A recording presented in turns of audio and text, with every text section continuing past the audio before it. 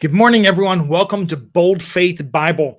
As we continue our study through the book of James, we are coming to a passage where we are being challenged that if we're still going to hold on to our prejudices, what does that mean for us?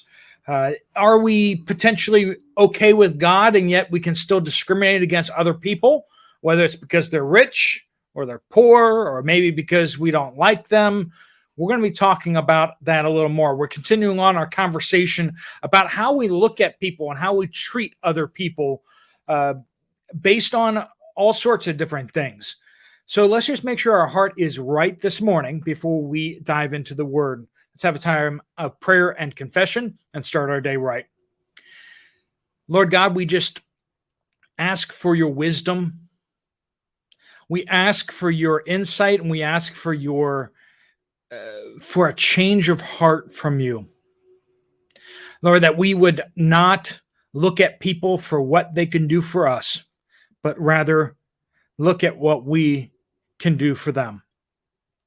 Lord, help us to obey this law that you have given us, not the suggestion. And Lord, we pray that you forgive us for the times that we have failed to do this. Lord, we lift up our sins and our failings to you now in this time of confession.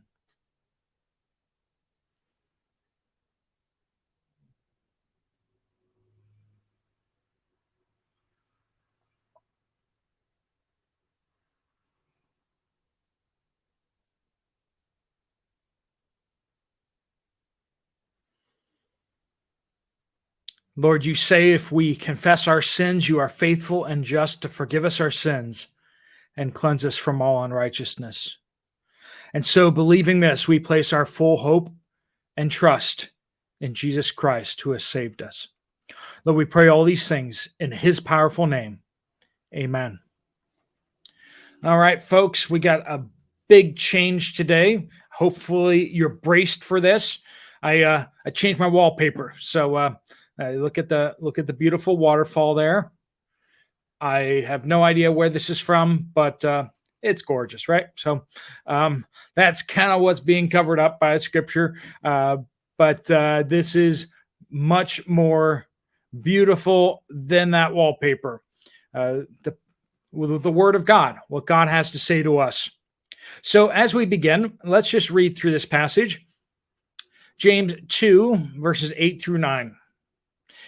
Indeed, if you fulfill the royal law prescribed in the scripture, love your neighbor as yourself, that is the royal law, you are doing well. If, however, you show favoritism, you commit sin and are convicted by the law as transgressors. Now, we're going to see in this conversation going forward this idea that if we break the law in any one place, we are violators of the law. We are to love our neighbor as ourselves. Now, as we know, Jesus clarified that. He made it very clear what he meant by that when they asked him, who is my neighbor? Who is my neighbor? And that's when he gives the parable of the Good Samaritan and how the rabbi and the Pharisee, they go to the other side of the road and they avoid helping this guy just in case he might be dead, and they don't want to become ceremonially unclean. So this Jewish man is left without the help of the people that were supposed to help him. The righteous, the religious are going to pass on by. And yet it is the Samaritan that helps him. This enemy of his, this guy who should actually just come over there and finish him off. Yet he is the one who serves and heals this man. And so when we come to this and we say, who is my neighbor? It's everybody. Everybody is your neighbor. Particularly your enemies are your neighbors. We need to treat those who are most unlike us the best. We need to treat our enemies. We need to strive to treat our enemies like we do ourselves. And what do we do for ourselves? What do we do for ourselves? Do you treat yourself? Do you take yourself out to eat sometimes? Do you cook good food for yourself? Do you forgive yourself when you mess up? We're very good at forgiving ourselves, aren't we? We take care of ourselves. If we're sick, we take ourselves to the doctor. We spare no expense to heal ourselves. We take very good of care for ourselves, and we should care that same amount for our neighbors, who are everybody. Now, in the preparedness space, preppers and all this kind of stuff like that, there's a lot of conversations about, well, I'm just going to take care of me. Yet we have this royal law. They say, well, all the laws will be gone. When society collapses, it will be like Mad Max and everyone for themselves. And yet, God's royal law will not pass away, will it? And that is, love your neighbor as yourself. And this is not Steve coming up with this. This is not coming from nowhere, but it's prescribed in the scripture. Now, if you want to live like you just wrote your own new Bible, why are you here? But if we are to take this as the word of God, this scripture as the word of God, we must accept this royal law. This royal law is that we must love our neighbor as ourselves. Now, if we're doing this, well, then good. If, however, you show favoritism, right? If you show favoritism, you commit sin. This isn't a light thing. This isn't a oopsie. This isn't a, oh, well, I'll try better. We're sinning against God. We're violating his royal law when we show favoritism. Now, once again, I want to be clear here. You can have close relatives. You can have people who you share more of yourself with, people who you trust for certain things. Things that are between a husband and a wife are not to be between neighbors, right? There's a difference in relationship. That's not showing favoritism. But when you have two neighbors and you're really helping out one of the neighbors a lot without receiving anything in return, and yet the other neighbor has great need of you, and yet you're not helping them at all, one could ask the question, are you showing favoritism? Is there something about that one neighbor that you like more, or something about the other neighbor that you like a lot less? Is it one is richer than the other? Is it one has a different skin color than another? Is it, what is it? Are we, now the world is not fair, okay? And nobody says it is. But are we seeking the good of everyone around us? Are we loving everyone?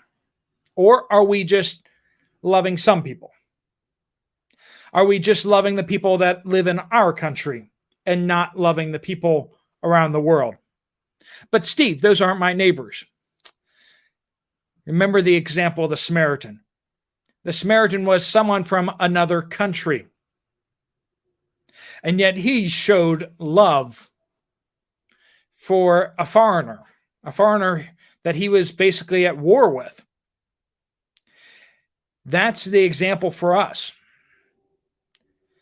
Would you show love and honor and respect and give aid to someone from Afghanistan or Iraq or Russia? Or do we pick and choose the people that we're going to help? Do we pick and choose the people that we like? If we show favoritism, we commit sin. and we are convicted by the law as transgressors. Transgressors is even actually a stronger word than sin. Sin means to miss the mark. Now, that could be intentionally so, that could be unintentionally so. But transgressors, that's a stronger word. You know what you're doing. When you transgress, when you trespass, you intentionally step across the line. You see the warning signs and you say, I'm going to do it anyway. Transgression. And if we are transgressors, we are people who have willfully chosen to do evil. Here is the royal law. Love everyone as yourself. Do good for everyone else as much as you do for yourself. You won't think twice about mowing your own lawn. If your neighbor needs it, are you going to go over and mow their lawn? Because if you love yourself enough to mow your lawn, well, then maybe you should be willing to mow your neighbor's lawn. Do we love others like ourselves, or do we love ourselves far more than our neighbors? This is a tough passage.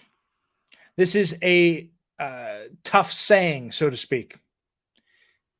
Can we live up to this high calling? We need to. We need to live up to it because that's what Jesus has called us to. Is this how we're saved? If we do enough good stuff, will we earn God's salvation? No. Remember back to our prayer at the beginning. If we confess our sins, He is faithful to forgive us our sins and cleanse us from all unrighteousness. That's because of the death, burial, and resurrection of Jesus Christ. Placing our faith in Him saves us. But now He has said, if you love me, you will obey my commandments. And what is His command? This royal law that He has given us, love your neighbor as yourself. If you say that I love God and yet you hate your neighbor, you are a liar. If you can't even love the person in front of you, how can you love the God that you cannot see? That's the challenge, folks. It's all well and good to say how much you love God and how you love Jesus, but we live it out by how we love each other, how we get along with each other. And not only that, but as we see here, we can't pick and choose who we're going to care for. We saw before, we're not to be prejudiced against people's wealth or poverty. We're not supposed to be prejudiced against anything about people, including their nationality. Is it easy? Is it easy to love anybody? No. For us to stop being so selfish and to pour ourselves out for other people, it's not easy. And to make sure that we're pouring ourselves out for everybody and not being wicked in our hearts and doing it for the people that are going to be able to pay us back, that becomes even more of a challenge. We need God to change our hearts. And so with that, let's pray. Dear Heavenly Father, we pray that you change our hearts, that you help us to seek out those who are in need and to help them. Lord, help us not to hide ourselves from the needs of others so that we can pretend like others don't have needs. Lord, we know that there is desperate poverty, there is desperate needs all around the world. We know that there are people struggling with their marriages. We know that people are struggling even in our own communities. Lord, I pray that you would help us, that you would empower us, compel us even to seek out the needs of others so that we may help them, so that we may show them the love that we would show ourselves. If we were in their situation, Lord, how would we help ourselves if we had the resources we do now? Lord, help us to spare no expense as the needs of others become known to us. Help us to work with other believers and Christians and anyone who's willing to help others. Lord, I pray that we would not be too proud or arrogant to work with others to meet the very real needs of others.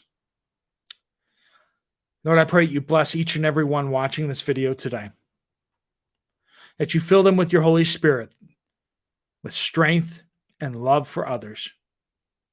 And I pray that they would feel the blessing of being obedient to you. Lord, I pray all these things in Jesus' powerful name. Amen. Again, thanks so much for joining with us this morning. So glad to have you all. If you have some time, you want to check out some other Bible studies, there's some playlists right there. I'll see you guys over there, or I'll see you guys later. God bless you.